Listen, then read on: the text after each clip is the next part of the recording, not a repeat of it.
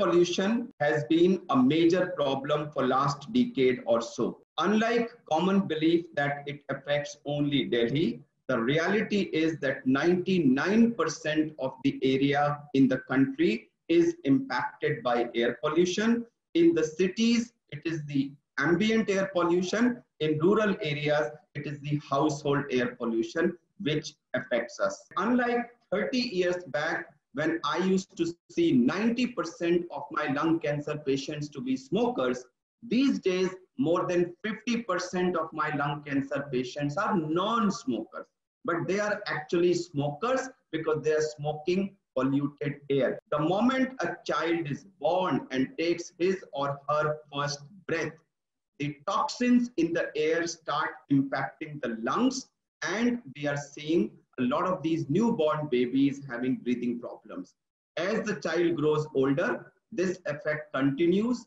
Cough, pneumonia, bronchial asthma-like tendency, and many other problems are being seen in children. Pollution-impacted children may not attain the normal growth of their lungs. Lungs are the portal of entry for pollutants, but it affects every organ of the body. However, lungs take the maximum hit. Pollution causes hypertension, heart disease, all of which cause higher mortality in COVID. So that explains why pollution impacted communities have higher death rate. So first and foremost is to do everything that it takes to reduce pollution. And I want to use two Hindi words to explain it. So the basis of pollution is dhool, that is dust, and dhua, that is smoke. If each one does a small step collectively, it will add to improving the quality of air. Other than that, if the air is bad, yes, you can do some breathing exercises,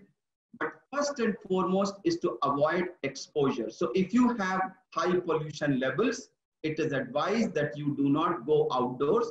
Definitely do not do outdoor activities like running, jogging, and other activities in the open. So first is to avoid exposure to the air as much as possible.